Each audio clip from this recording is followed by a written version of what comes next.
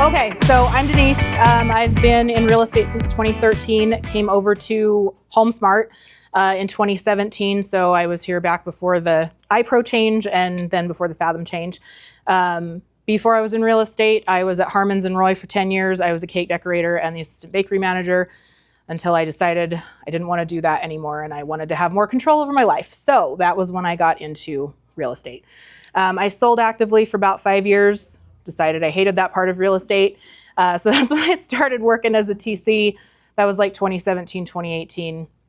So I've been doing that ever since. So the class today, I'm going to warn everybody, it's going to feel a little bit choppy or jumpy because this is just, it's a bunch of miscellaneous information. We're not focusing just on one subject. So the way this was put together is between me and Don and Jeff, this is the stuff that we see agents either misunderstand or mess up most frequently.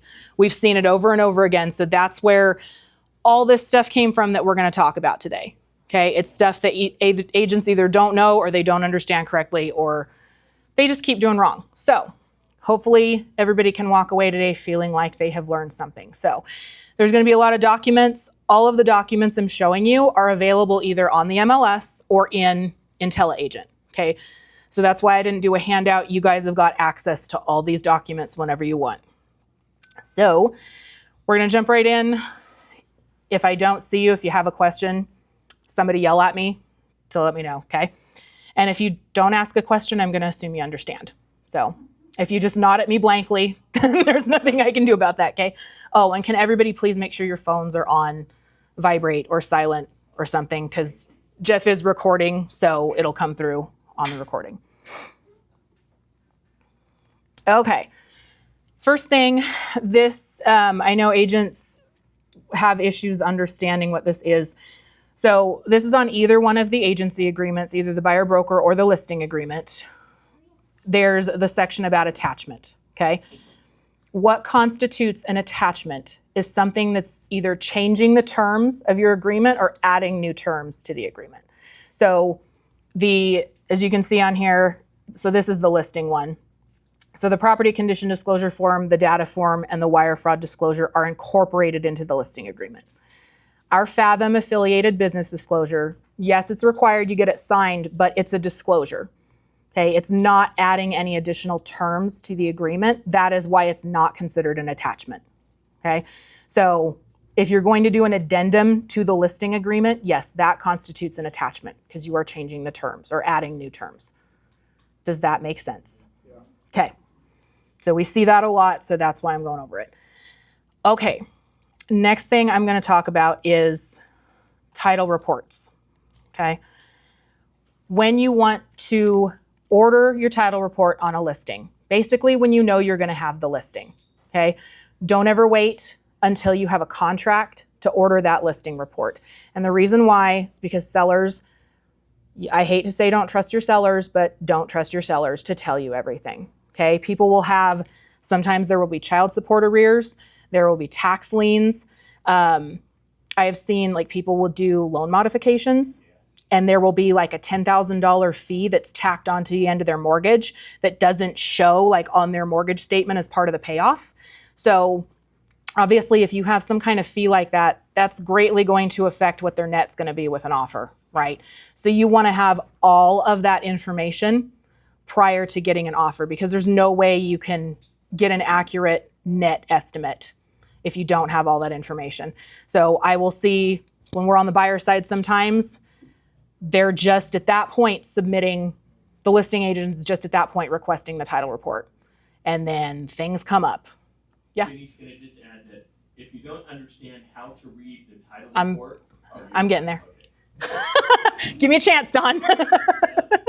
Yeah, so to add to what Don was saying, there are basic things that you need to know on a title report, okay? Obviously, if your client's got, or if you have got specific questions, ask the escrow officer, okay? That's what they're there for. You don't need to know all of this because this is not our wheelhouse and we shouldn't be advising on a lot of it. But one of the big things that I'm gonna talk about are CC&Rs, okay? I can't tell you how many times on the buyer side I will get a title report from a listing agent and they will tell me, oh, there's no CC&Rs. and I will look at their title report and see that they are listed in the report. So right there, you need to know how to read it. It's usually in this Schedule B2 under exceptions. So you can see right here, this hyperlink where it says terms, provisions, covenants, conditions. If that is not linked, you need to have the title company send them to you, because CC&Rs are one of the required disclosure items that you have to send when you're on the listing side, okay? Another issue that we run into is people will think that CC&Rs only come up if the property's in an HOA. That is not true, okay? They're not mutually exclusive. Probably 75% of the properties that I deal with that are not in HOAs, they still have recorded CC&Rs, okay? And so again, if this is not if it's hyperlinked, you need to actually open it and download the document, because that's something you'll be required to send to the buyer's agent. If you can see there's an entry number right here and it is not linked, you need to train your title companies. You need to make sure they send them to you with the report, because there are still some out there who will not send them unless you ask, okay? It's really, really important. Had a couple of situations. I had a situation happen right after the last class I taught. My agent had the buyer. We received our title report first, and it listed no CC&Rs. Okay, great. We received the seller's title report a couple days later. They listed CC&Rs and had them linked. I'm like, okay, which one is it? Sometimes there are situations where there's a subdivision that has multiple phases, and maybe the CC&Rs only apply to phases 1 through 3 and your property's in phase 5. That happens, and your title company can clear that up for you, okay? Because sometimes the searcher will just see the name of the subdivision and they'll just attach them regardless. So I ended up calling our title company, sent them the seller's report and said, look, they have them linked. You guys do not. So somebody's wrong. Our title company came back and said, oh yeah, we missed those. Okay.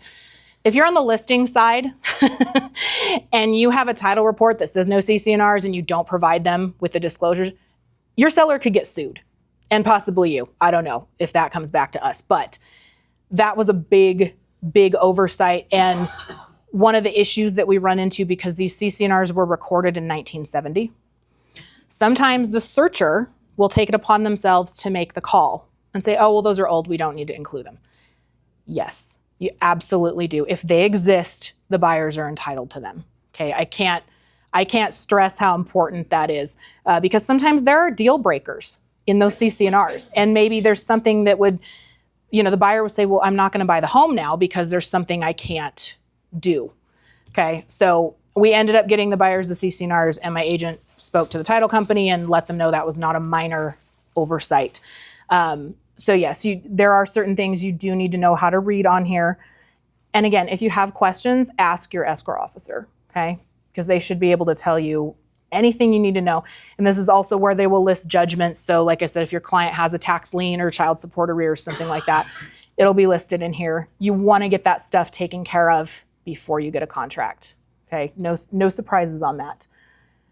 Did that make sense to everybody? What'd you say? The PRs are the T of your client. Exactly. You forgot to tell me you owe $50,000. Right, and sometimes it's not, a lot of the time, it's not malicious. They're embarrassed. Or it's a mistake, and you have to get. Or it's a mistake, right. If they have a common name, then your title company will end up needing like the last 4 of their social, and then they can clear it off the report. But you definitely do not want a surprise like that once you're under contract, okay? You want to know all that stuff ahead of time. Like a loan mod fee or something like that. Because if your sellers accept an offer that's going to net them this amount, and then, oh, by the way, there's another $10,000 they're going to have to pay, that's going to affect what their proceeds are going to be. And sometimes it could be a matter of then they can't afford to sell at that price. So yeah, we don't like surprises here. Yeah, but we all know how that goes. We know how that goes. And the title reports also will show the current owners. That's another situation that if you're going and getting a listing, you need to know who the people actually on title are, okay? If it's in a trust, you need to have the trust docs. You need to know who the authorized signers are. And you'd be surprised, again, at how many sellers don't even mention that the house is in a trust, Okay, so this is another reason you want to pull the title report early. Definitely do not wait. So that leads me to the next thing. The documentation that's needed, especially for IntelliAgent, okay? Because we need to show we've obtained the proper signatures on the documents, okay? So I just had a situation the other day. The title report came back and it has the husband and wife on title. Well, the husband has passed, okay? So Beverly, when she's reviewing things, she doesn't know that. Remember, she has no context. She's got no background on any of this. So we upload that title report that shows both of them, but then the death certificate for the husband. So she can see that we did not forget one set of signatures, right? We can show that we only needed to obtain one set. Same goes for if the property's in a trust. Sometimes there's 4 people listed on the trust, but then there's 1 person authorized to sign for everybody. I have run across trusts where there's 4 people named and all 4 people have to sign. Okay, so you really need to make sure when you're getting listing documents signed that you have the correct signatures. Okay, it's really, really important. So make sure you're getting that title report pulled early, because we do have the access to the tax data on the MLS, but that does not update in real time. And there's a lot of the times it's incorrect. We want to run across that a lot. Questions on that part? So if you run across that so much, then what is the solution? Make sure you're getting the title report. Have the title company pull it before you even get listing documents signed, if it's a situation that could potentially be complicated. But like I said, I had somebody go to a listing appointment. They got all the documents signed, and then, I request the title report when I get the documents, because I don't know what you guys are out there doing. Then the title report comes back and it's in a trust. The seller had not said a word to the agent, not a word. So we didn't know that to get that stuff. So the title report will show all of that. Yeah. If you just check county records, it will tell you. But that's what I'm saying, is it's not always correct. People make mistakes when they record that stuff all the time. So a lot of the time it's right and there's not a problem, but sometimes it is wrong.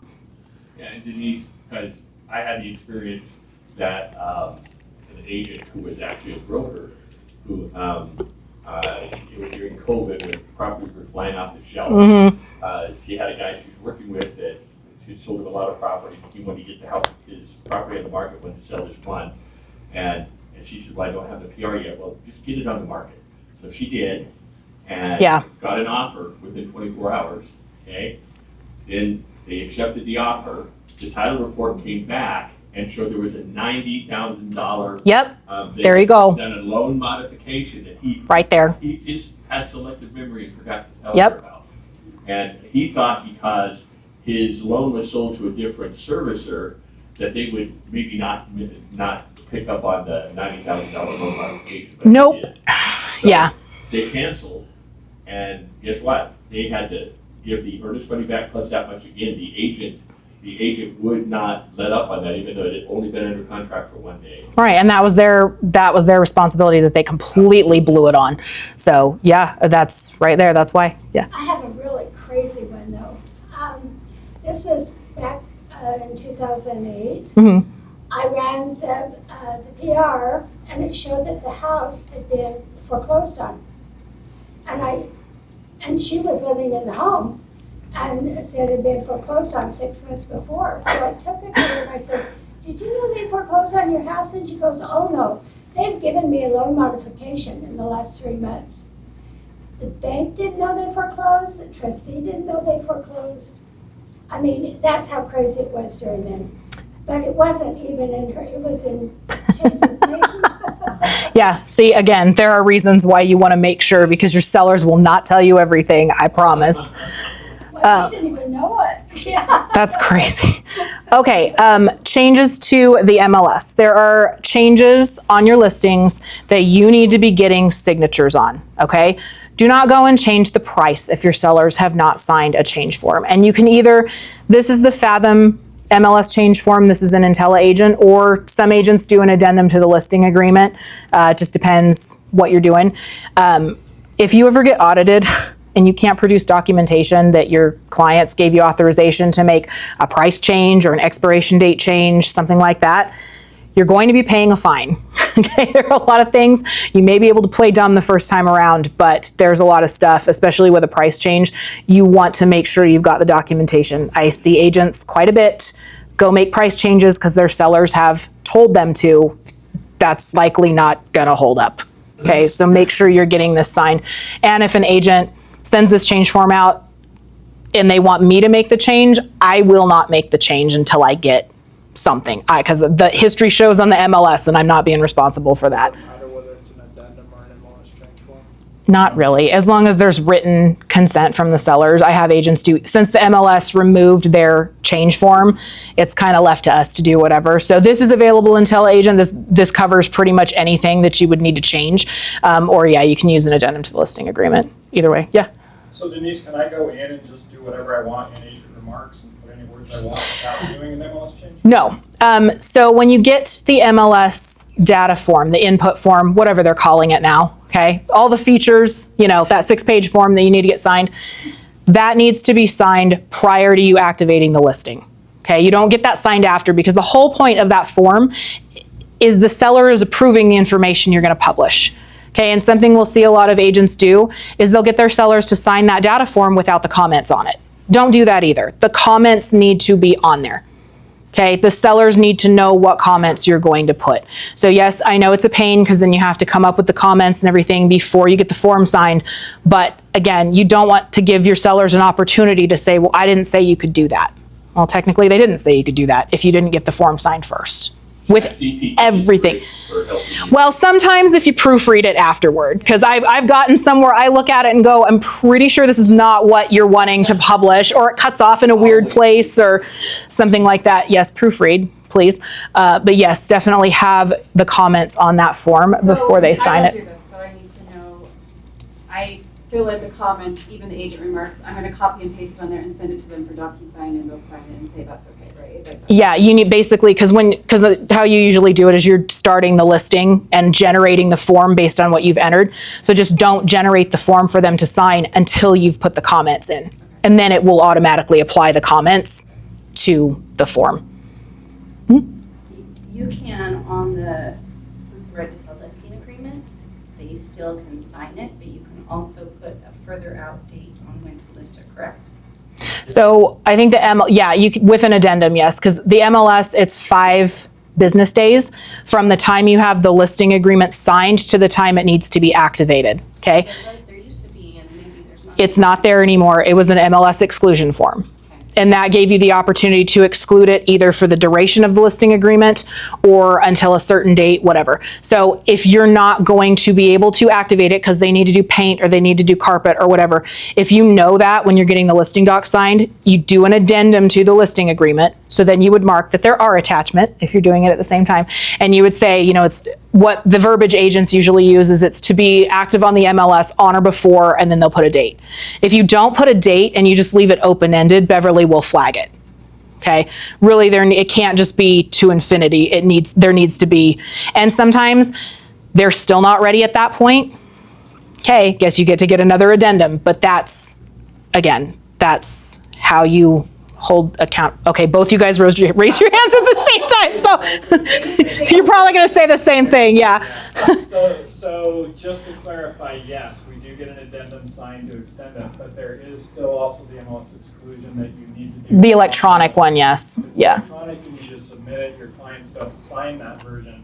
But on that form, it says you have to have a signed version by your client in order to do this online form. So right here, you see where my mouse is. So you go over forms on the MLS and that says MLS forms. And then here's the MLS listing exclusion. So Can you do the drop-down menu on that? Because the second bubble that you select, the second bubble that you can select says that we will put the property on the market within 24 hours of publicly marketing the property. That's what I'm telling my agents to do, because then it does, that way if you put a date and then you have to go past that date, you have to do another one. yeah. And so that way then it's clarifying that as soon as we have the property ready and we start marketing it, we will put it on the So it basically gives, you're not giving a specific date, but you're specifying the time frame. So it's not just an open-ended, yeah, we'll activate it when we activate it. Like that's, yeah, Beverly won't take that. But is she okay with that if you put the, okay. Absolutely. Okay. So, I'm gonna circle back, full circle back around to comments on the MLS and MLS change forms. Guys, if you change your comments midstream, you can't go in and just do it unilaterally. You have to get a change form signed by your client saying that they're okaying you to change the wording on your listing. Whether that's public remarks or agent remarks, it doesn't matter.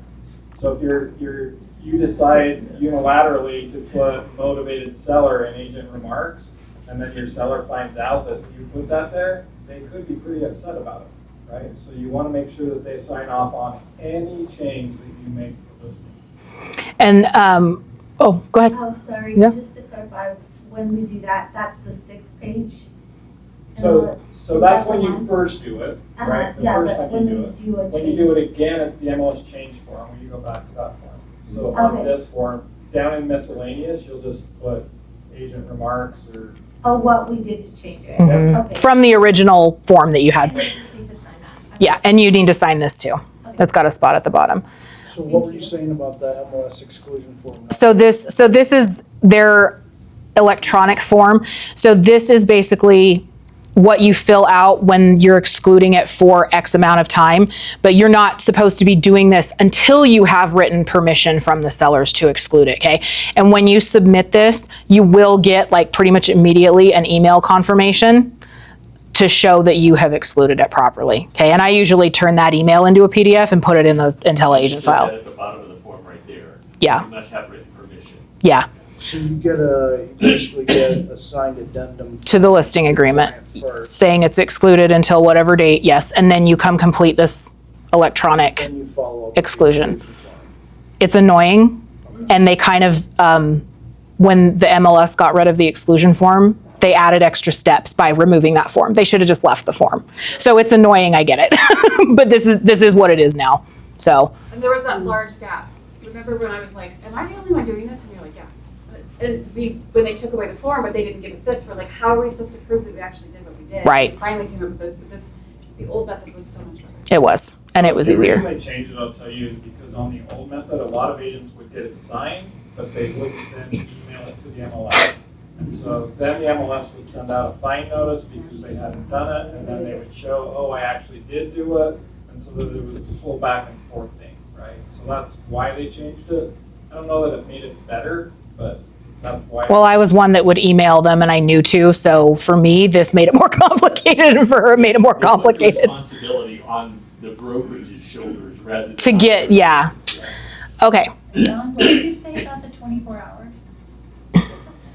On the MLS, the electronic MLS change form, okay, or MLS exclusion form, that there's a drop-down menu of 3 different choices. it doesn't say on here 24 hours, Yeah, it Dawn. doesn't say It doesn't say 24 hours on here. It's publicly marketed. And Beverly won't accept you saying until it's publicly marketed. You'd have to put the 24 hours.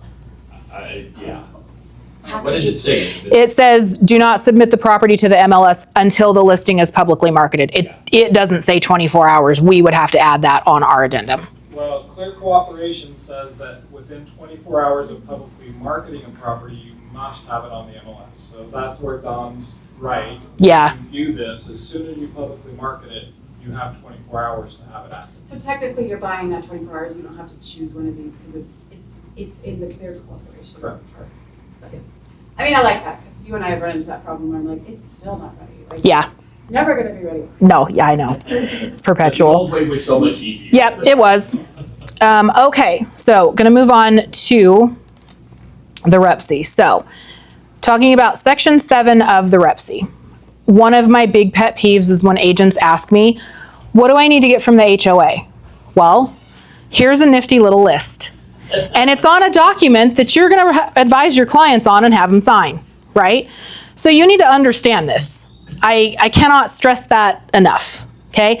The seller's disclosures are not just the property condition disclosure form. It is everything in this section that exists for the property, okay? You'd be surprised. I keep saying that, but you really would. You'd be surprised at how many agents do not understand this. And I always tell them, if you do not understand this, Neither will your clients, because there is no possible way you can explain it to them properly if you do not understand it. Don't set your sellers up to fail to fulfill their contractual obligations because you don't know what they're supposed to provide and you've not told them. Okay? One of the big ones that we run into is when it comes to HOAs. Some of these HOAs act like they have classified government documents and don't want to give them to anybody. But legally, if the seller requests them, they have to provide them upon request.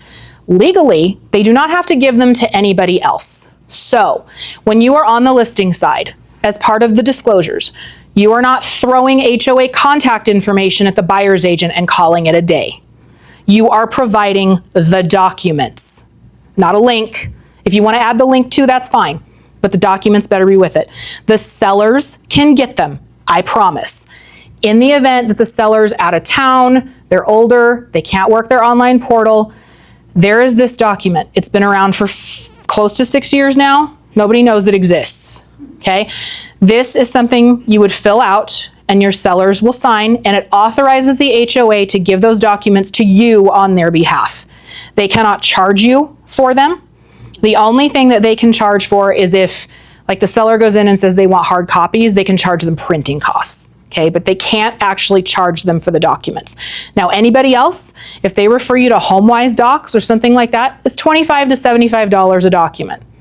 Absolutely not, because the seller has free access and it's in the contract that they will be providing them. Okay, so I will tell, hang on just one second, hold that thought. I will tell agents if their listing is going to be in an HOA, just add this document to your listing packet. You might not need it, but if you have it signed, then if something happens and we need to hurry and get the documents, we can do that. Okay? Yeah, what was your? How do you get that? Because, I mean, I have used this form multiple times and I have never once been able to get documents by using that form. Like, I'll call Parker Brown and Parker Brown won't even answer their phone. You know, I'll say, hey, I sent you this document. I just get totally ignored when I use it. So, you have any tips on how to get people to respond? Yeah.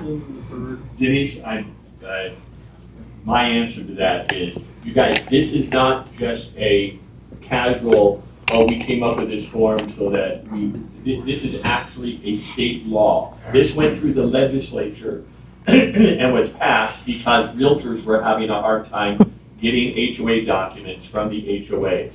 So this is Utah law. It states on the form, I forget what it is, but it gives them a certain number of days. And there's a penalty. And then it states the penalty. Yeah, and down at the bottom. You just need to reiterate that this isn't just a guideline. This is a state law passed by the legislature, and it carries with it severe penalties. So I found that shakes them up a little. Well, it might if they answer the phone. Oh, well, yeah, but that's, yeah. Point number Hang one. on, he had a, what was the question? When we use that form, do we have to pay the 25 to 75? No, this is you requesting the documents on the seller's behalf.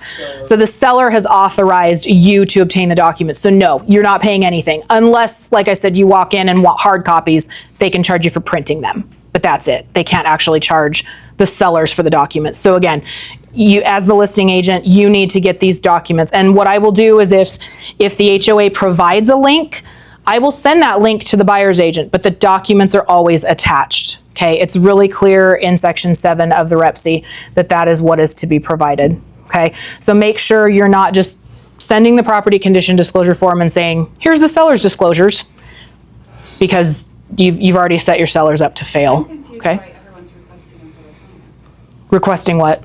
Seller's disclosure. The HOA stuff? Yeah. Well, why do you think I tell Tell my clients, I'm like, they should be getting them? and I always get them before we even hit the market, because That's what you should be doing. you know what, like sometimes, and it takes a while to get them, but Right, I've never done it for my clients unless it's specific, like they're old or somebody's husband. right, because they have access to it. They have the access. They all have an account Right, that and- they go into and get those. And right, and something too is agents will sometimes try to pawn this off on the title company to get.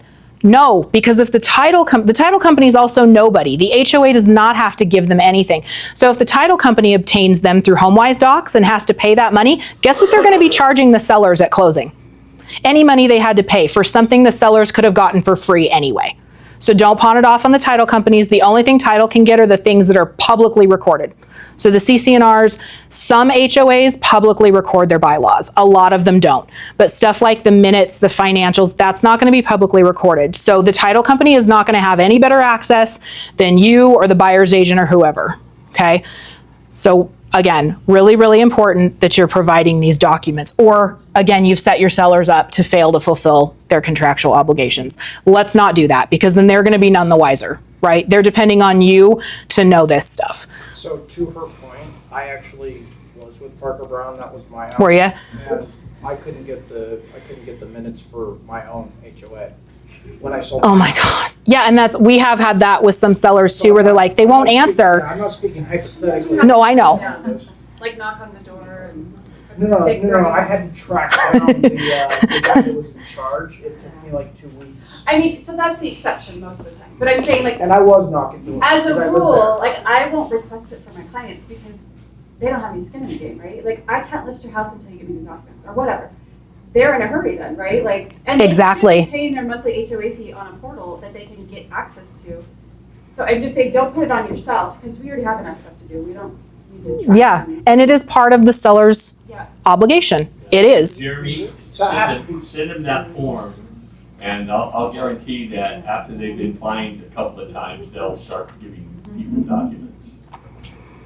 Yeah, they recently switched to a different group, so I can assume they probably ran into some issues.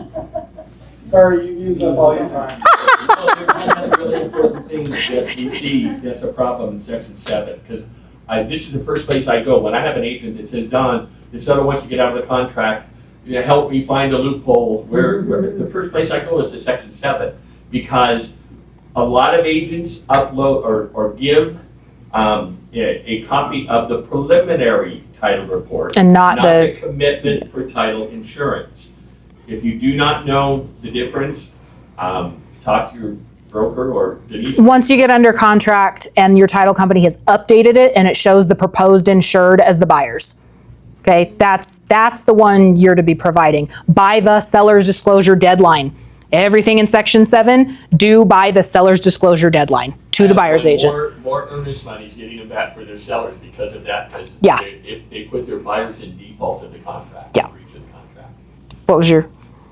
So is John saying after the financing deadline, you can still get your money back if they haven't provided that? Get your broker involved if that's your situation. Eventually is the answer. Yeah, but your broker would need to be a part of that. That's why you get it way before. Yeah, yeah. Yeah, it depends on your broker, so you guys are all screwed.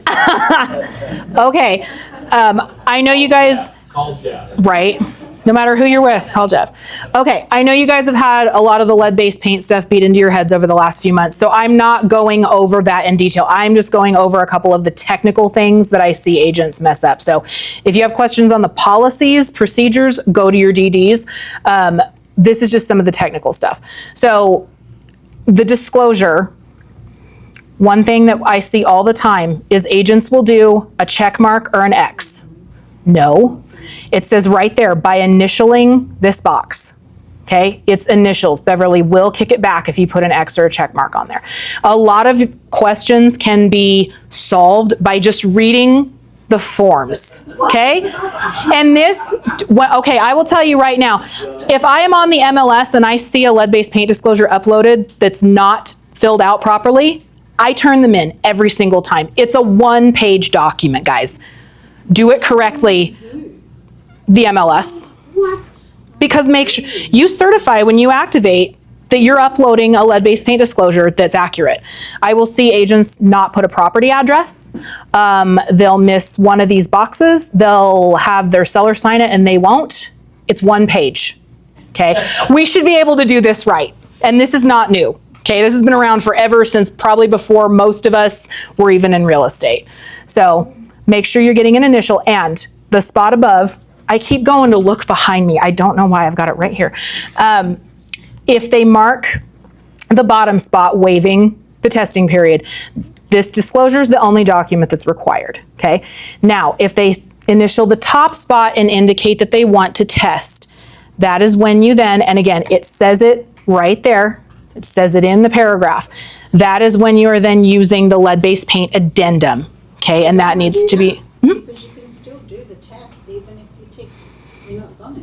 well, if your buyer's gonna test, you need to put this addendum in. Well, you can Uh-huh. test, you just can't make it An issue. a A reason. reason to Yeah, cancel. but It could be due diligence. But if they sign this, if they initial the form in the affirmative that they want to test and you don't include the addendum, then you're in violation.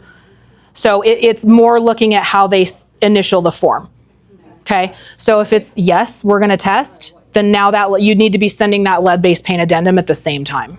Okay, so that's all I'm going to talk about lead-based paint. I know you guys have heard a lot. Like I said, if you have questions on policies, ask your DDs. Yeah. Denise, one thing, if you guys will think of it this way, I had an attorney teach a class at my office, and he made this statement, it made so much sense. He said, if you are having your client sign documents that you have not read and you don't know what they say, you are committing realtor malpractice. Okay? So Yep. you guys, there are consequences. So make sure you know every document, what it says. And if you don't, if you're not familiar with it, either familiarize yourself with it or ask your DDs. Like I've worked on a lot of seller finance deals that my agents do. But if I had my own clients doing I've never done a seller finance for my own clients. I'm not winging that addendum the first time around. I'm going to be calling whoever's available to ask me how to do that because that's in my client's best interest. And like I said before, if you don't understand the documents, there's no possible way you can accurately explain them to your clients. Call Jeff.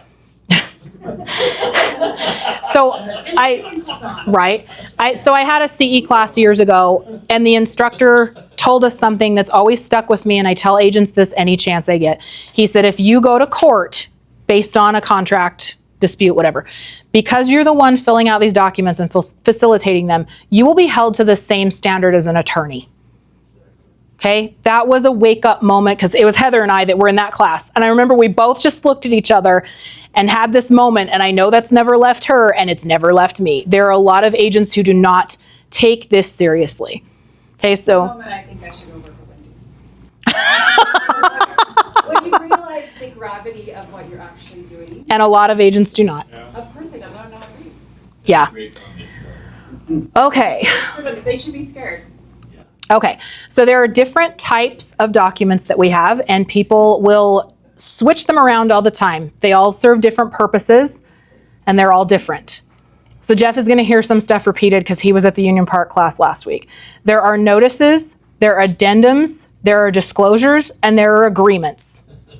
You're laughing because you know what agents do. They're all different, and they all serve different purposes, okay? So the notice, like the notice of cancellation, it's a notice. I had an agent tell me one time, we were on the buyer's side, and they said, well, it's not canceled until the sellers sign it. I'm like, no. I said, it is a notice. The buyer is giving notice they're canceling. The sellers don't need to acknowledge it. They don't need to, it's done. Who was here when the wire fraud alert disclosure, who was doing real estate when that came into, okay. I had an agent put a number on this and include it as a contract addendum. Okay? Again, if it doesn't say addendum number blank, it's not an addendum. Don't try to make it one. Don't slap a 2 or a 3 on this and call it an addendum, okay? Just like the limited agency agreement. It's an agreement. It goes along with the contract. It's not an addendum. You don't count it in your sequence. That's another thing I see agents do all the time. They'll put a 3 or a 4 on this or whatever, and they think that makes it an addendum. It doesn't. It's essentially in addition to the contract. So then here's an addendum that says addendum number blank. That's the only thing that constitutes an addendum. Okay, does that make sense? I kind of joke about this, but at the same time, I will see people put numbers on anything. Try to make it an addendum. And you can't put a letter because it says in, oh. Okay, do you care if I tell that story? Okay. We were on the listing side, Shelly and I. It was addendum 1 through 4. We got to acceptance on addendum 4. Okay. Buyer's agent goes to he sends us a repair addendum. Now, we have the resolution of due diligence addendum. Okay. If you're asking for repairs, that's what you should be putting them on. Okay. There's a lot of verbiage in there that protects your buyers, and that's the appropriate way to do it. Okay. That would be number 5. Well, you'd think that. We've already done You'd think that. Oh, no, it gets better. he sends us, for one thing, a line item addendum with repairs, which is at a disservice to his buyers because there's a lot of verbiage not there. He labeled this thing addendum R. Ah. Where did you get? Oh. Okay, so the problem with that, and I remember walking out, and because my husband, he hears a lot of my conversations when I'm working because I work at home. So I went out and asked him, I'm like, what problem do you see this presenting? And he's like, well, how many addendums are in between addendums 4 and R? There's no way to tell, right? This is why it's important to stay with the sequence, because we could have gone to addendum 27 and then started with A and gone all the way to R. You don't know. There's no way to show how many could potentially be missing in there. So we were trying to explain this to this guy. He was very egotistical. Like, it's not a problem. I said, but it's a problem for me, so it's a problem. Well, and him saying he's never had a problem, I guarantee an underwriter is going to have a problem with that. It's going to be the same. That's not what my title said about you. Yeah, it's going to be the same problem is, well, how many addendums are in between? We have no idea. Right. Yes. So anyways, I'm pretty sure now his contact information is stored as addendum R in her phone so that if he ever calls her again, she's going to know it's him. Did you say, you should save him as addendum R in your phone. You really should. That's my advice to you. Didn't remember what number. No, he was just very much, I know it all. It's the right way to do it. I've never had a problem. Like, well, it's a problem because we can't prove we don't have 20 other addendums out there. And it just wasn't, he just needed to be right. That was it. He just needed to be right. So did you get a change? Yeah, he ended up changing it to 5. To 5. Who would have thought? Not 37, but 5. Yeah, and not T. Anyways, okay. Yeah. What do you do if you get kind of to the end of the transaction and you find out that, oh, there's 2 addendum number 4s. Well, And then there's addendum 5, 6, and 7. I've seen people renumber the second number 4, like they'll do 4A. So you have like a 4 and 4A. That's the only time Right. I allow. And I'll also like the, Yeah, yeah, but there's a number, so you know, yeah. So there's an agent in St. George that I work with, and she'll do, she used the resolution of due diligence addendum, and if we have a bunch of repairs and they exceed the space they give you, she'll name like their resolution of due diligence 5A, and then she'll continue it on another that's 5B, so we know that they go together. But again, she's still staying in the sequence. She's not just randomly picking a number or a letter and calling it a day. But even then, don't we need to do like an addendum stating? We can't just add an A after it's been signed. Well, no, this is as she's doing it. She knows that she doesn't have enough space, so she just adds No, it. you can't. When you add it later, everyone has to read. Yeah, everyone needs to initial it. Yeah. I mean, why stick to numbers and letters? Why not just put symbols like cars?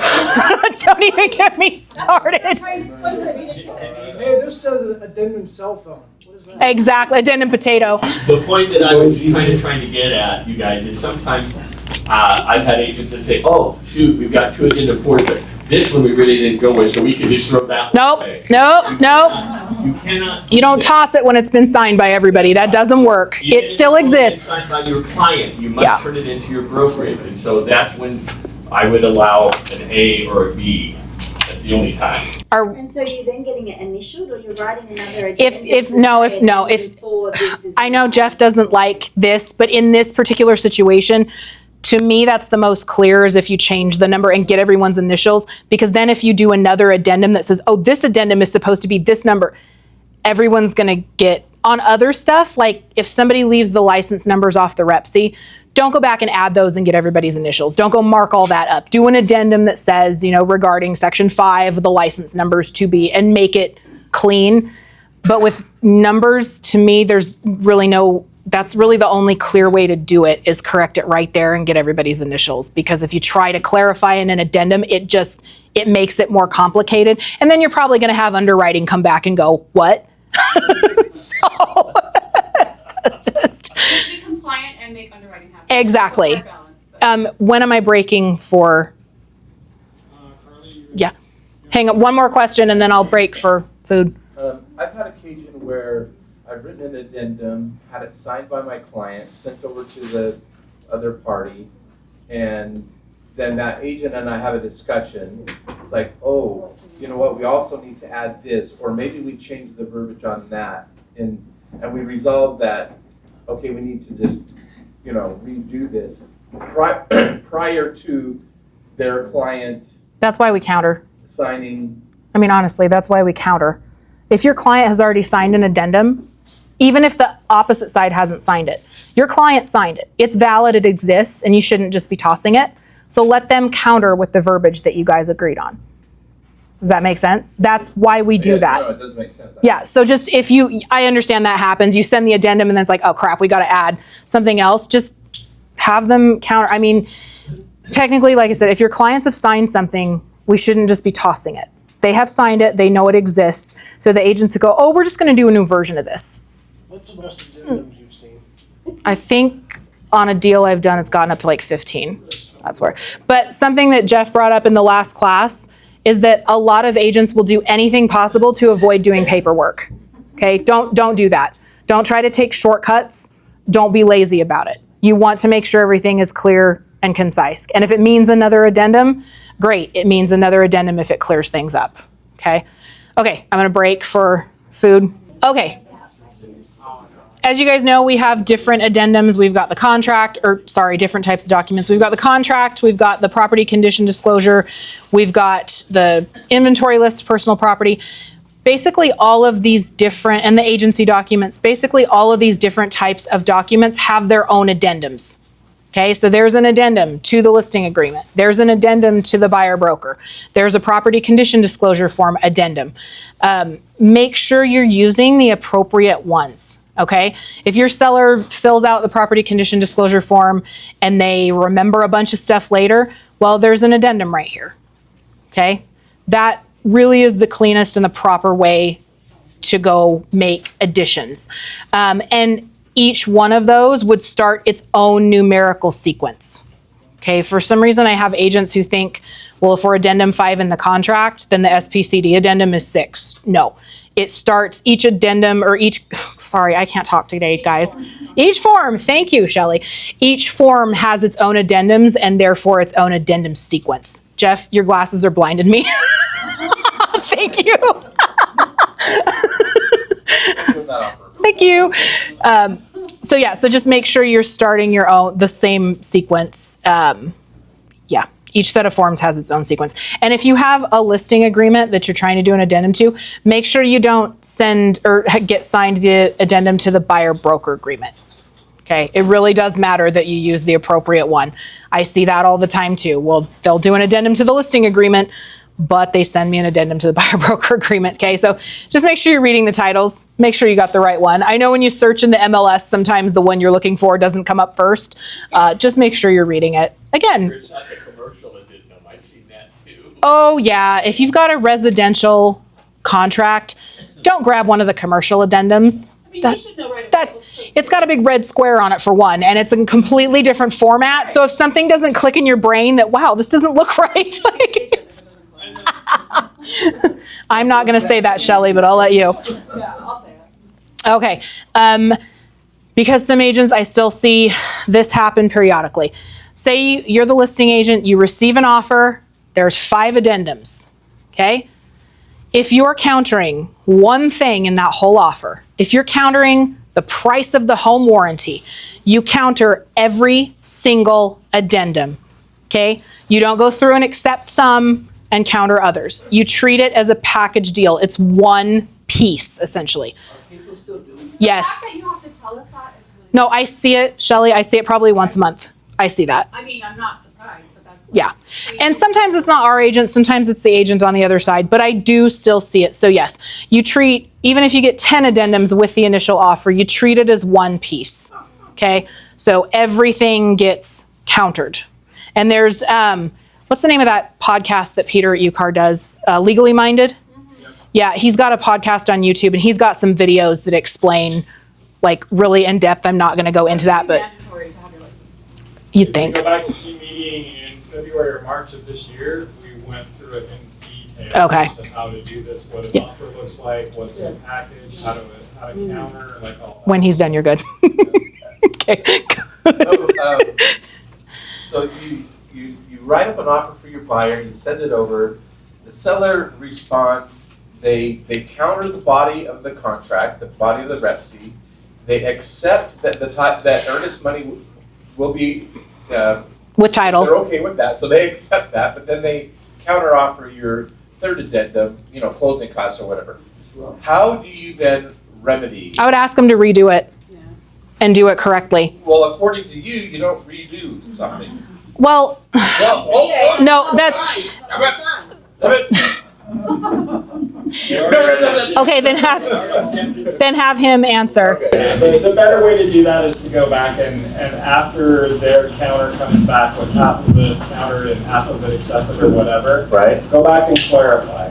Here's the terms that are now incorporated into the transaction. This is where we're at. This is what has been countered out, exactly where you're at with the transaction. And make that addendum 6 or whatever to the contract, specifying exactly where you are. So there's no ambiguity as to what's still in the contract. To be fair, I answered that as a reflex because I had a DD tell me to do that one time and say, just tell him to redo it and resend it. So that was a reflex. So yes, you caught me in that one for sure. So congratulations. I'm not perfect. I don't claim to be, but that was a reflex because that was the. We were talking like, how would you remedy one when? I mean, really, they should know how to do it correctly. Yeah, they should. But you can't control unfortunately, what somebody on the other side is going to do with that. You could even write in an addendum that particular one that was accepted instead of, you can clarify that it should have been a counter, or like Jeff was saying, you just have to put another addendum and correct everything. Yeah. Okay, if you have, so say you get addendum 5 is where you get to acceptance, okay? Then say the buyer's agent sends addendum 6. You don't like the terms on that. You counter it with 7, okay? Some people think that you can't use counteroffer, that check mark box for counteroffer anymore once the offer is accepted. But no, that's not how it works. You can counter the terms of an addendum. So you counter 6 with 7, and maybe 7 will get countered with 8. And then you get to another accepted set of terms, and then number 9 would be an addendum again. Does that make sense? What were you gonna say? Yeah. What some agents mix up too is they've got it accepted. After acceptance, you do another addendum like you're talking about. You can also reject that addendum. Right, and it doesn't cancel the contract. It just rejects the terms of that addendum. Yeah. If you reject it, it goes back to the last acceptance. I'm going to write that down because I forgot to. People do forget that, and they think the contract's canceled now or whatever. Yeah. So rejecting one addendum after acceptance just rejects the terms of that addendum. Everything else in the contract would stay the same. Does that make sense to everybody? So you're telling me I'm doing it wrong? No? Probably. Yeah. You're telling me I'm doing it wrong? I'm the idiot. I can't think So like, when you've. where we accept an offer, say on addendum 3, Right. and we do another negotiation. I've always done addendum instead of counteroffer, but we're supposed to be doing counteroffer. No, you do addendum as the first one, and then if it gets countered, it's a counteroffer until you get another accepted set of terms again. Here's what we're talking about. You go from addendum 1, 2, and 3, and you accept addendums 1, 2, and 3, and you're at acceptance. You then have repairs sent over in addendum 4. What a lot of agents think is if I reject addendum 4, it rejects the entire offer, and we're now not under contract, right? Now in yours, if I get addendum, once I get acceptance of addendum 3, I get addendum 4, that's an addendum. And the counter to addendum 4 is a counteroffer. It's not another addendum, it's a counteroffer. See, I haven't done that. Yeah, you have. You do it right. I had an agent argue with me that I mean, if it goes to complaints, great. I had an agent on the opposite side argue with me because we were doing addendums 4 and then countering that with 5, countering that with 6, and she was trying to tell me it's not a counteroffer anymore because we're accepted. We got an acceptance. And I'm like, no, you're countering the terms of that addendum. And so, yeah. Yeah, you do. Don't you? I swear you do it right, because if you didn't do it right, I would have said something to you already. I promise, if you're doing it wrong, I'll tell you. So maybe we haven't run into that particular situation. So the addendum, any addendum following an accepted addendum The first one, yeah. comes in another addendum. Anytime that you're doing an addendum that isn't accepting it, then that's a counteroffer. I mean, I guess my thing is I already have a verbal conversation about what we agree to, and then it's a different, if that makes sense. Yeah. Yeah, So that's I, fine. instead of like throwing it out there blindly and be like, hey, do you want to agree to this? It's Okay, like, so- I've already talked to the other agent. Are you okay with this? We all agree with it, and then it's an addendum. And then we figure it out before we write the addendum, so we don't need to counter it. So you've just not run into the situation really, because you take care of it beforehand. A phone call. But not everybody does that. So, okay. Okay, I'm sure the brokers will have some input here. So, earnest money. First paragraph of the contract. You have 4 calendar days after acceptance to deliver that.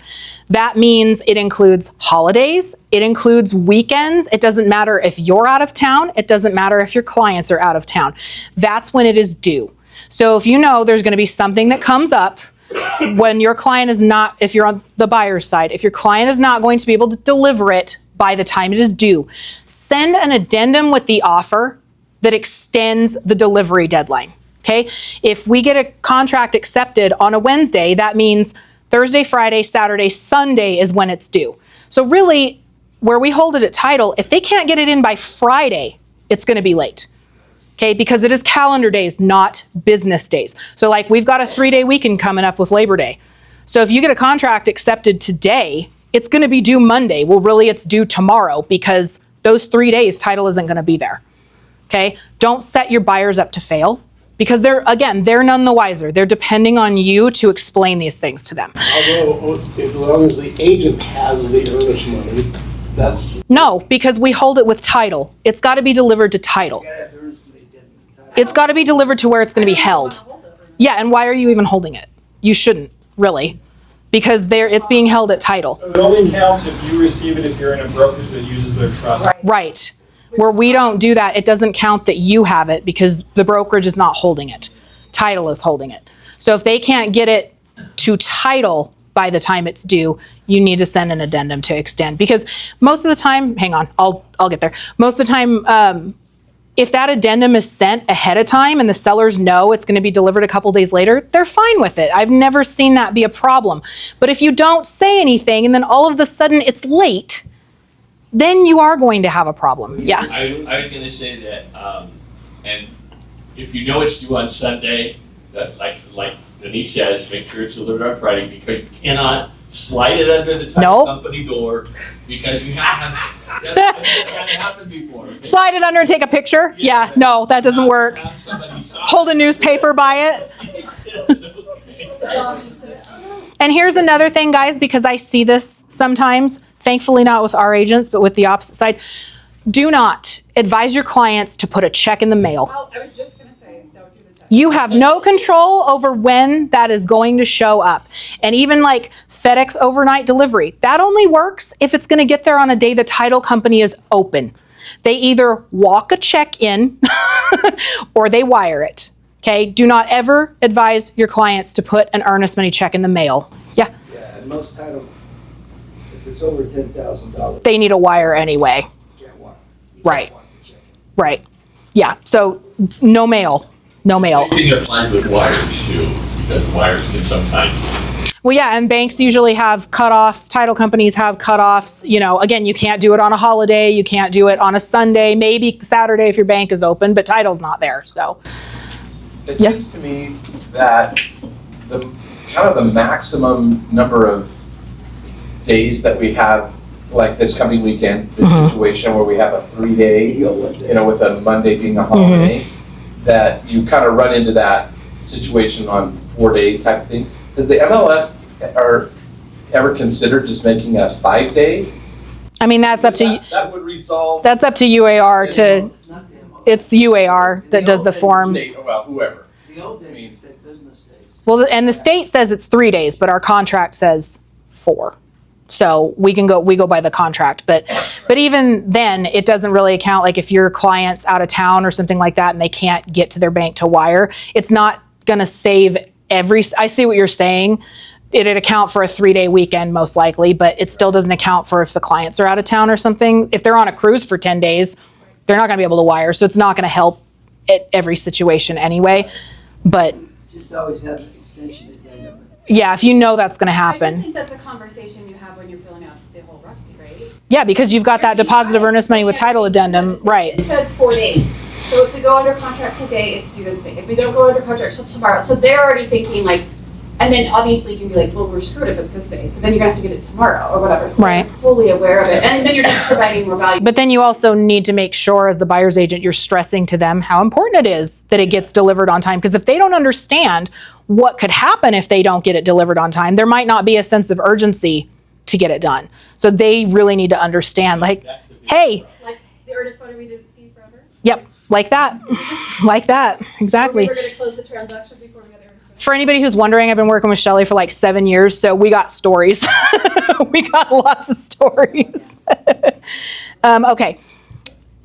We have a lot of addendums now, like a lot of addendums. We have a lot of forms. If you have a particular situation, see if an addendum exists for that situation before you start winging verbiage. Okay, all the addendums that we have been either drafted or approved by attorneys, however they do it. Just like I was talking about the resolution of due diligence form or addendum, that's got a lot of verbiage that helps your buyers, is beneficial to them. So before you start trying to figure out wording yourself and possibly paint your clients into a corner, see if there's an addendum that exists for it first. Okay, I see a lot of odd wording on addendums where if they had just gone into the MLS search and looked, there is an addendum that fits their situation. Pretty much all those standard supplementary clauses that we had for years, they're all their own addendums now. Okay, and Jeff brought up last week, you don't necessarily have to use the addendum, but you can copy the verbiage from the addendum. Okay. Why not use the addendum? Well, because sometimes people are trying to add multiple things on, and so they're trying to mush a bunch of stuff together. So sometimes it's, I had no idea until Jeff brought it up a couple weeks yeah. ago, but you can just automatically cancel if they don't respond by a certain time. I was like, this is the most beautiful addendum. Wow. So yeah, I've seen people do weird verbiage and you're like, what does that even mean? Yeah, and it may or may not hold up in court. It may or may not be legally sound. And so this is another thing I tell agents, I'm sure some of you have heard this more than once, but you need to make sure when you're writing an addendum that anyone outside of the transaction, like a judge, is clear on what your intention was. Okay, because some agents will write addendums knowing that everybody involved in the transaction knows the backstory. Well, if someone like a judge is reviewing it, you're probably not going to get a judge that is proficient in real estate contracts, so they're not going to know. So your intention needs to be clear. And another one is Beverly. When she's reviewing, she does not have any knowledge of the transactions, okay? So anyone outside of it needs to be able to read your addendum and see that your intention is clear, okay? Anyone outside with no knowledge needs to be able to understand it. And you need to ask yourself, will this hold up in court? Was my intention clear? Can anyone understand what I was trying to accomplish? That's why the Division of Real Estate says, if there is a form that accomplishes what you're trying to accomplish, you should use that it first. Your second choice should be an attorney that creates the addendum, and only when you don't have those two choices should you be writing an addendum yourself. Right. And also, if you're not sure, ask your DD. They can help you with wording too. I mean, you guys never should have to just wing it and hope that you get what you need. Does Fathom have like its own like, because I know like escalation clauses are somewhat coming back. Do we have like a little place where we can just like kind of copy and paste and use? There isn't an escalation clause addendum in here. There is? Yeah, look. So when you go to Fathom and go to resources, so these are all of our Fathom specific forms. Oh, okay. If I can find, Jeff, do you happen to know what page it's on? It's alphabetical, right? I think it's on page 3, it's like all multiple offer. Right there at the bottom. Oh, there we go. Yeah. Well, there's the gap one. Nope. No. Let's hope we never go back to that. That is the bottom of that page. One more page then. Yeah. Oh, here we go. Yeah, okay, so escalation clause, there you go, Shelley. Perfect. So that's the verbiage that we had approved. So if you're gonna use an escalation clause in your offer, you don't need to wing it. We do have this addendum, okay? Okay, there are some other forms, and I know a lot of people don't get these signed, but it's having to do with when you're on the listing site and you receive multiple offers, okay? There are a few documents that we have for multiple offers, and there are different situations where you would use them. So this multiple offer disclosure. This is the one that is given to the sellers that advises them of their options as to how to deal with multiple offers, okay? So this one, the sellers sign, it's just for them.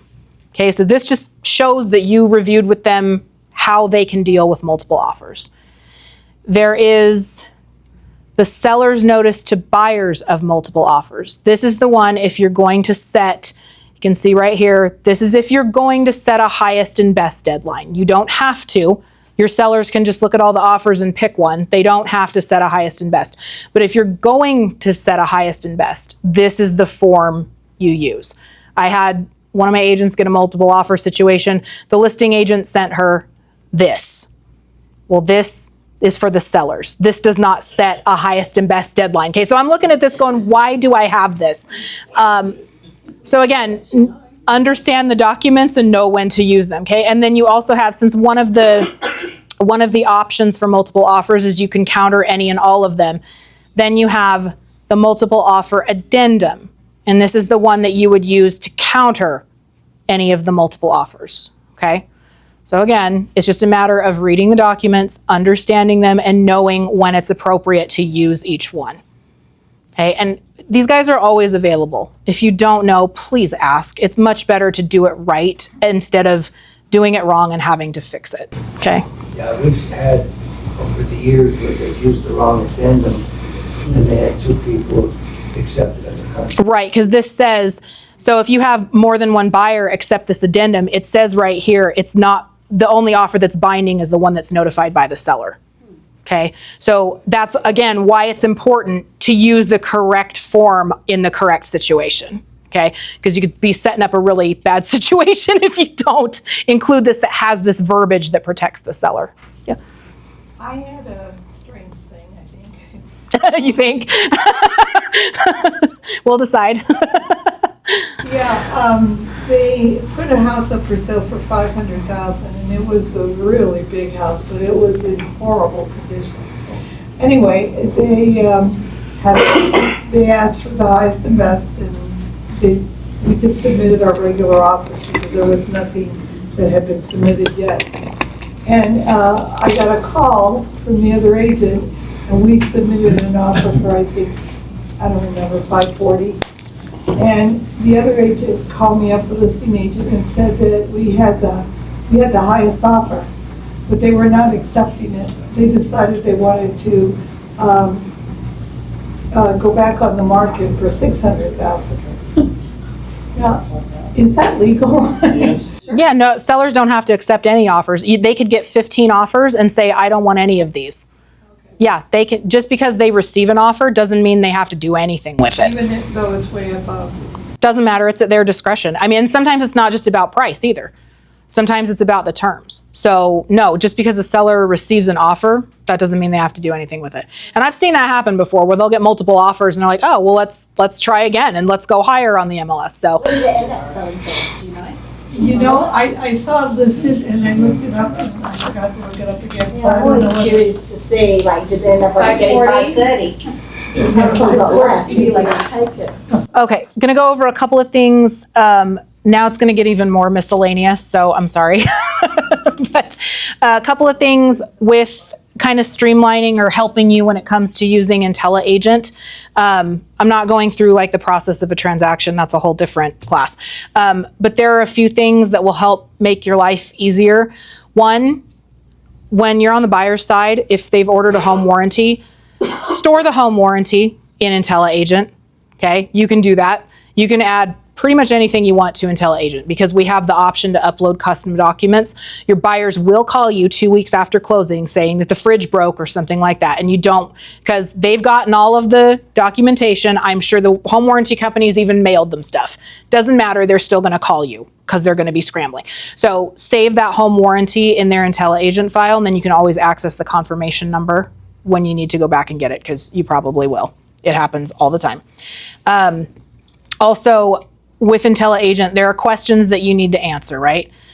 So do not wait until the end of the transaction to answer these questions, okay? Because depending on how you answer them, they could affect your required checklist items, okay? You do not want to, as you're trying to get paid, be scrambling then to try and get all the documents that you need. So basically, as you know the answers, answer them.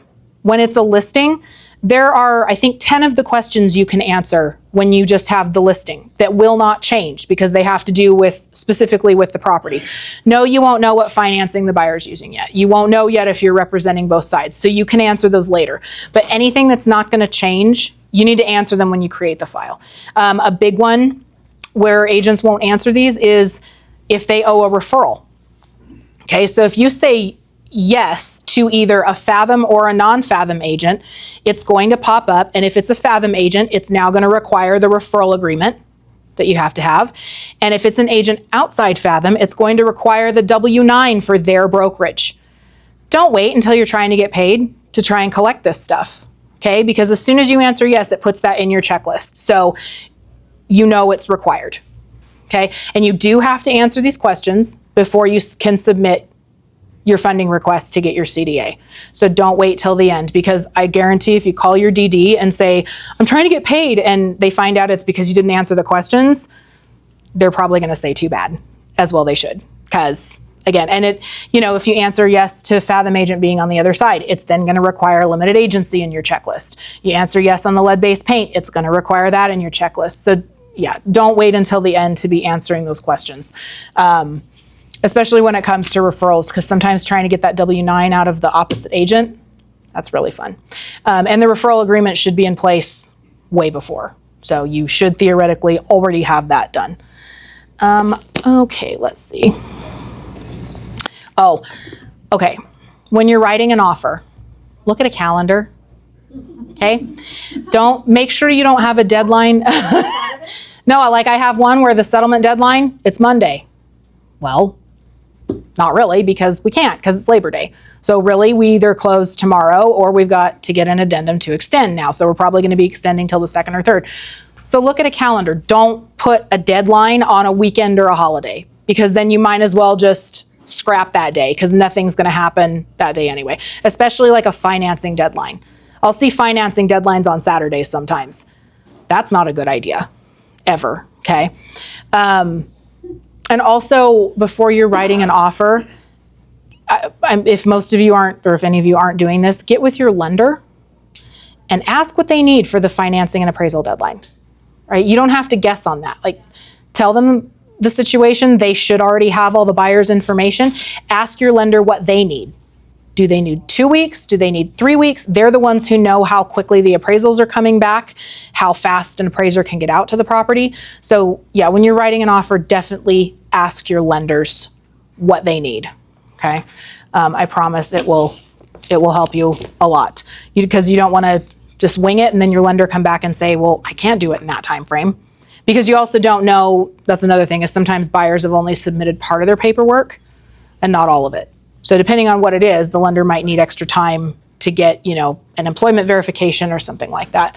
So if you do it up front instead of asking for an extension later, that's usually best. I just noticed it got really quiet because all the DDs aren't back there now. Don't tell them I said that. They'll hear it on the recording later, I'm sure. Settlement statements, okay? Your title companies should be sending you settlement statements to review before you're at the closing table. If they're not doing that, you need to train them, okay? You should be seeing those statements before your clients do. And then once you've approved them, then they can send them to the clients for review, okay? You wanna make sure that closing costs are right. You wanna make sure the purchase price is right, the home warranty's on there, the commissions are correct.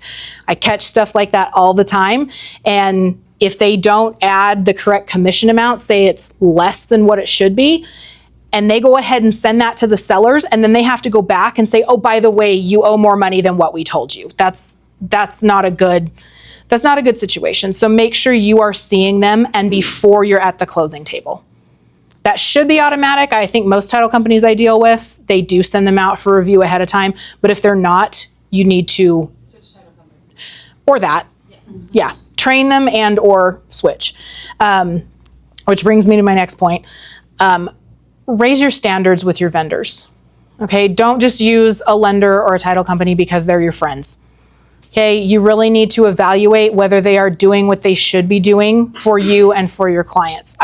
There's a lender in St. George, I nicknamed her the deal killer. Okay, she was bilingual and it was really hard to find bilingual lenders down there. So she got a lot of business kind of by default.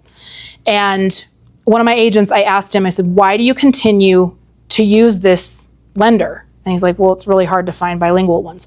What we would have happen almost every deal, this happened for probably 6 months. It was like 5 or 6 deals of his in a row, either the day before or the day of the financing deadline.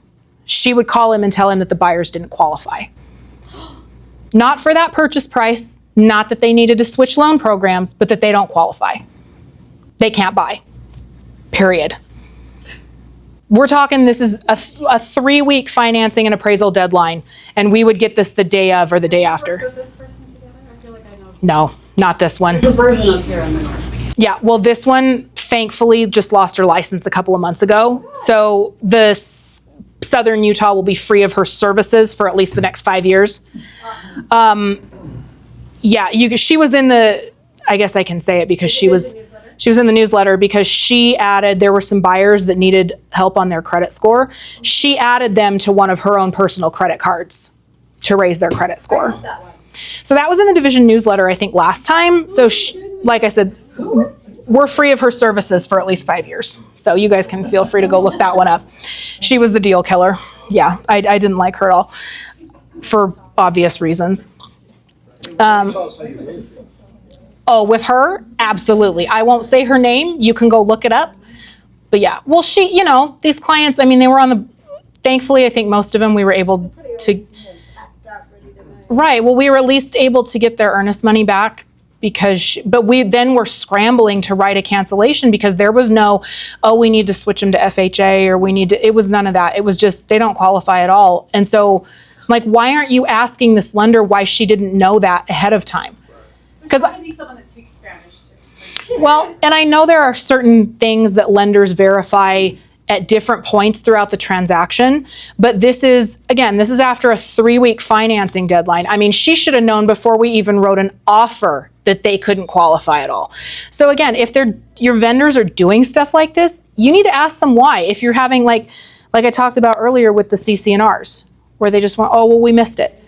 Okay, well, that's not really acceptable. You need to figure out why. Did the searcher just decide, the CC&Rs are old, so I'm not going to include them? That's not the searcher's call to make at all. So if your title company is going to let stuff like that happen, then you need to find another title company. Seriously. I mean, I hope this agent switches. I don't think she will, but I hope it happens because that's a big, I don't even think that was an oversight. I think that was just a matter of, I think they're old, so I'm not going to include them. So I don't know for sure, but you definitely want to, and if you're having an issue with one of your vendors, ask them. There might be a reason, so at least ask for an explanation. But if they're not hitting your standards with clients, kick them loose. Go find somebody else. There's plenty of title companies out there that are awesome. There are plenty of lenders out there that are awesome, right? Let me ask you a question. Yeah. So you're the expert on paperwork. I'm not claiming that, you are, but okay. I am. She is the expert. There you go. So you got a second right over there. The best way to get familiar with something is obviously doing it, walking through the process. Mm-hmm. But I also like to try to prepare ahead of time as much as I can. Mm-hmm.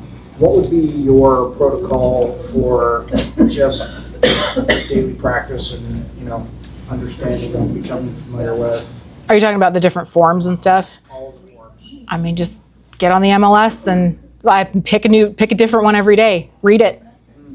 Understand it. Because there are so many, like that request for HOA information, that's been there for 5 years, 5 or 6 years. Yeah. And agents don't even know it exists because maybe they haven't run into the situation, but they also don't ever just kind of take a glance at the MLS. Or, you have the thing up here at the top that says news. A lot of the time, if there's a new form released, there'll usually be something in that news item that says, we've put this new form in the library. And people just don't pay attention to that. So yeah, there's so many documents. You don't have to dismiss it. It keeps giving it to you. Yeah, but that doesn't mean people read it. Well, of course. But yeah, you can click on it and you can dismiss it, or you can actually One of read. the challenges is that there's 1,800 forms, and Yeah, you don't need all of those, and really you should be focused on what you're gonna be doing for your deals. Yeah. What I'm trying to ask you is, what would you focus on if you had limited bandwidth and your entire job wasn't to look at paperwork? as far as forms go, Yes. I mean, the basic ones are going to be the contract, and I mean, the line item addendum is just, that's pretty much nothing. The limited agency agreement, the FSBO commission agreement, that's one that a lot of agents don't understand. Even if, say, your buyers are paying you and the seller is not, you still need to have that FSBO commission agreement because it's an agency disclosure, right? So that still needs to accompany an offer if it's a FSBO. So, the lead-based paint, the things that are most commonly used, a big one would be the disclosure form. A lot of agents, I don't know if they've ever even read it. And I know they don't look at it when their clients get it done. So yeah, I was just kind of trying to find the most common forms. The seller finance, if you're not really going to deal with that, then don't worry about that till it comes to it, right? But try and pick the most common ones. Okay. I know there's some confusion in IntelliAgent when it comes to uploading the title reports. So the one that we're looking for as far as the required checklist items, so where it says preliminary title report, you can see that's under the contract documents. So that's the one that we want when it shows the proposed insured. Okay, so that's the one you have that's been updated after you've gotten under contract. If you want to upload the preliminary one, you can do that. Shelley, do you care if I pull up one of yours? No. I think I did this in yours. If you want to upload just the preliminary one that you have, okay, well, I didn't do it on this one apparently, but you can upload it just as the preliminary, as a custom item, if you want to store it in IntelliAgent. But as far as the one that goes in your checklist required docs, that's the one that includes the buyers as well. Okay, if you upload this one and it's just the preliminary one for the seller side, Beverly will kick that back, and that's why. Okay, because we're looking for the proposed insured. New construction files. Well, new construction contracts, because they're all different. Okay, I've only seen like one builder who doesn't do this, but most new construction contracts, they will have somewhere in their 50-page contract where earnest money is going to be held. Okay, so when we have the buyer, we have this required spot that's the deposit of earnest money with title company addendum. Okay, even if the builder's going to hold it, that's fine. You would just take that page out that designates where it's going to be held and upload to that spot. So if they have it written into their contract, you don't need to do this addendum that we normally do with regular residential. Okay, as long as you can find in their contract where it's going to be held, then you can put that page in there and Beverly will accept it. Does that make sense? Okay, because I do have a lot where it's just held with the builder, which that's fine. The main thing we're looking for is where. Also, sometimes you'll submit an offer that has this addendum and maybe the listing agent, the sellers don't want to hold it with a title company. They can come back and counter and say that it'll be held with the listing brokerage. Again, that's fine. Then you can put that addendum there. Okay, the main thing is it's very clear where it's going to be held.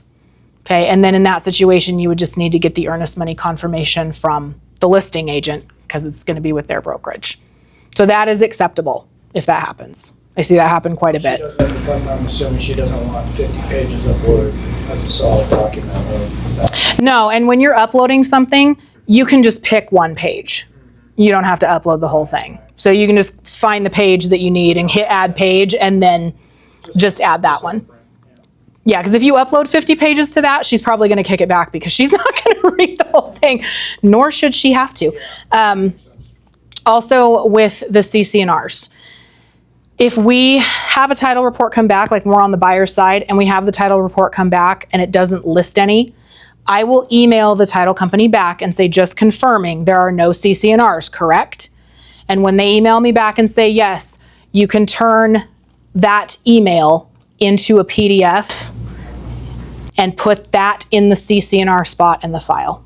Okay, if you just click the exemption for CC&Rs and say there are no CC&Rs, that's going to get rejected. Because as we've talked about, a lot of agents don't know how to read the title report and determine that, because a lot of the times when agents were doing that, if you actually went and looked at the title report, there were CC&Rs there. Okay, but if you have the email from the title company, that's the easiest thing for me, where it takes the liability off of us. We've asked the question, they've said there aren't any, cool. So that email goes into that CC&R spot. Okay? Should you just replace that with the explanation of why it's not there?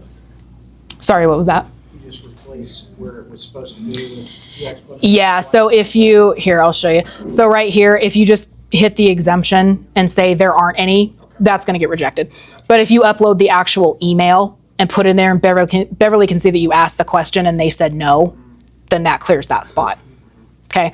Some stuff like with the HOA exemption, if you just say the property's not in an HOA, yeah, she'll accept that. But as far as CC&Rs go, because there could still be CC&Rs, you do need to show that you've asked the question, because some agents just do not. And I know people think that's an extra step, but as we've talked about, there's a lot of situations where somebody could be wrong. So if you're asking the question, that at least kind of takes it off of you.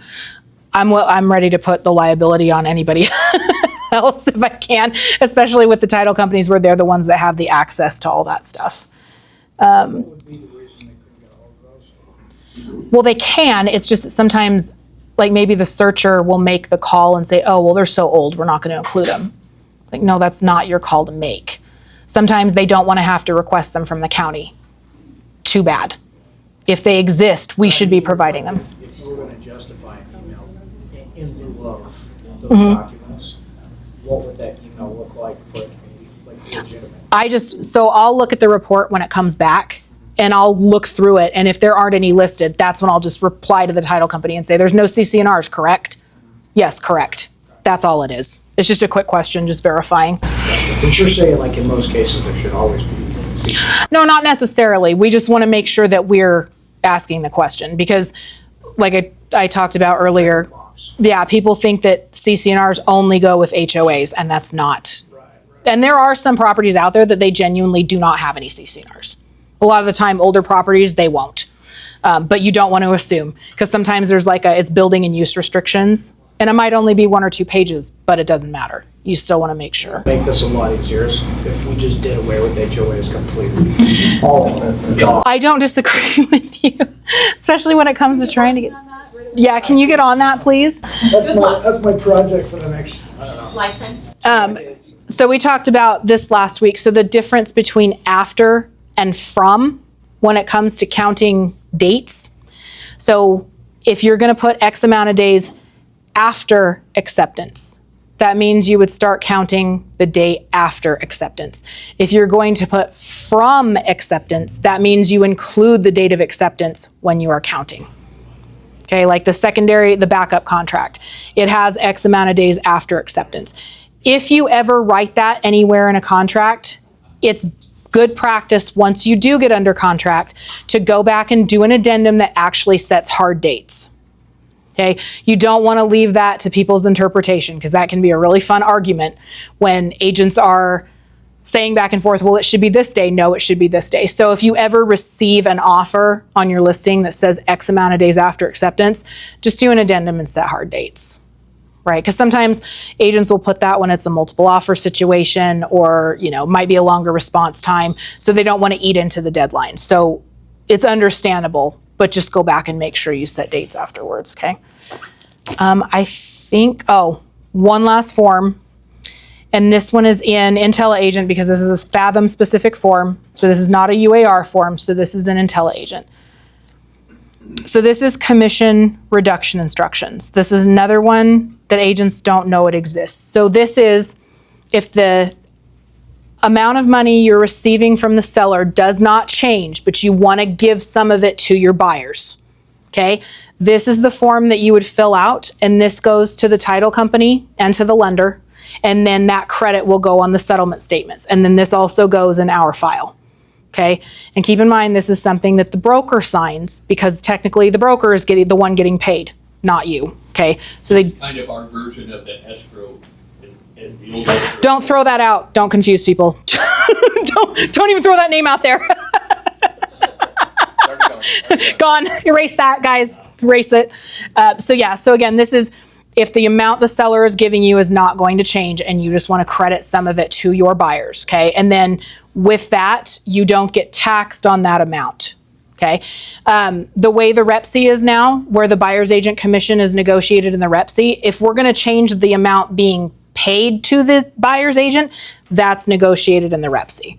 But if that's not going to change and you just want to give some to your clients, this is the form you use. And it's a Fathom specific form, so it's not on the MLS. Okay, so that's another important distinction. I'll have agents ask me. The UAR forms are on the MLS. Okay, the Fathom specific forms are the ones that are in IntelliAgent. So if you're confused on where to find something, that would be the way to determine. Is it UAR or is it Fathom? Okay. We've made it to the end. So questions. I know that went kind of fast, but did I scare everybody? Because that was not the goal. The goal was that we learn, right? I just had a thought. I mean, Yeah. if you look back at, like, say, like the last 18 months, we've got 71% of realtors who didn't close a single deal. The reason that's a problem is because of lack of repetition, right? This goes back to, like, paperwork that I was talking about. Yeah. Which, you know, if you have a pretty big gap between, you know, let's just say listings or deals that you've done, you're going to get rusty on stuff. Yeah. Right? Just like if you haven't played tennis for a while or whatever. So, what do you think would be a good kind of a protocol, I guess? You know, for, it's just, I mean, I'm more experienced probably than a bunch of the newcomers or whatever, but I could polish my, you know, my abilities and my skills as well. I guess I'm looking at kind of like a broader picture. What do you think would be a good best practice? Because you're in the trenches all the time. Right? Yeah, it's repetitive for me because it's every day. I mean, if you haven't written an offer or taken a listing in a while, gather the documents and actually read them. That's where a lot of agents struggle, is they're not reading the documents. Like I said, that lead-based paint disclosure, that's one page, and agents screw that up all the time. Yeah, read them. I mean, honestly, that's the best way to familiarize yourself. How else are you going to? Because again, you're going to have to be explaining these to your clients. So it is very important that you understand them. And if you have questions, ask them. That's fine, but that's where a lot of agents fail, is they don't ask the questions. They just assume they know, or maybe they're kind of iffy on it, but they figure, it'll be okay. Don't operate that way. Do not. One thing out of this class, it's ask your DD. Like, right. Like our top agents, to be really honest, we talk to our top agents more than we talk to anybody else, because they're always asking questions, asking for help, asking for clarification, asking for verbiage, whatever it is. Right? So just ask. We're here. We love it. You don't have to apologize for calling us on a Sunday night. Well, maybe to Dom, but for me, so call me whenever. Like, that's what we're here for. We love it. We want to make sure to keep you out of jail, right? Beverly's there, and when she rejects documents, it's not because she hates you. It's because she wants to protect you if you have to go to court, right? And that's what we're here for too, is to make sure that you're protected and have every resource that you need. So just rely on us. That's what we're here for. To your credit, you're really good at answering. Yeah, he is. Yeah. If you go to the online meetings, either online or in person, you go over all the new forms. So if you're continuously showing up to those, it's like, oh, that's new. You do get some repetition because you're hearing it. We are starting our forms Zoom class back in September. So that'll be once a month again. And you guys, another thing that Denise hasn't brought up, and I think I know why, but you could hire a transaction coordinator. That's not the point of the class, but yeah. But thank you. But also, in adding to that, even if you do hire a TC, whether it's me or somebody else, it's still your responsibility to know this stuff, okay? The TC is not a substitute for you. And again, you have the agency agreement with your clients, not the TC. So yeah, we know how to work IntelliAgent better, and we keep track of the emails and stuff like that. But as far as knowing stuff, always going to be your responsibility to know stuff. Unfortunately, I've used a TC, you know, so my skills have gotten rusty because I haven't. And I will have some agents where they're like, I'm just going to do one of my own for right now and just make sure that I still know what I'm doing. And that's, you know. I did that on my last one. I was like, okay, I'm never doing this again. I'm always using a TC. easy. But then I think, like, I do want to know this stuff. Well, you should, All the reasons and you for should. connecting, right? And I do have some agents hire me because they want to avoid learning something, like the MLS. Like, you still need to know how to do that. Like, that shouldn't, because what if something happens to me? What are you going to do? Tell your clients you can't list their property because your TC is not available, so you can't help them? Like, that's not. Promote confidence either. No. Like, if you don't know everything well, it doesn't really, like, I think it doesn't translate. Well, and that's one reason, like, At least for me. I won't send out agency documents to get signed, because I just imagine if the client's looking at that going, my agent wants X amount %, and they can't even be the ones to create agency, and they're going to push that off on somebody else. How must that make you look to your client? So I will not send agency documents out for signature. It's like, no, that's you. That's your clients. If they look at you and think you're going to pawn that off on somebody else, they're going to have no confidence in your ability to go through the transaction, right? So anyway. Yeah, my thing is anything to do with, like, negotiation. Oh yeah, totally. Stuff like that. That's, in my opinion, that's sales 101. Yeah. That's your job, right? Anything to do with admin, I want to know it, but I don't want to waste a lot of time doing it. If that makes sense. Yeah. I feel like all contracts and every document should be, for the most part, written by us.